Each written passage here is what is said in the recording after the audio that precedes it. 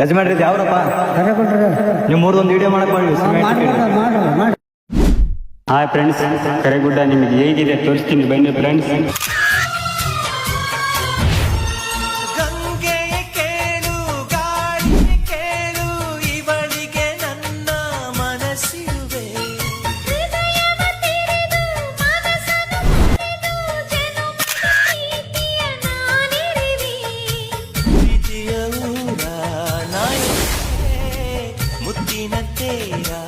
ದೇವತೆ ನನ್ನ ಉಸಿರಿನಲ್ಲಿ ನಿನ್ನ ಬಿಗಿದಿಡುವೆ, ಉಸಿರಿನವರೆಗೂ ನಾ ಪೂಜಿಸುವೆ.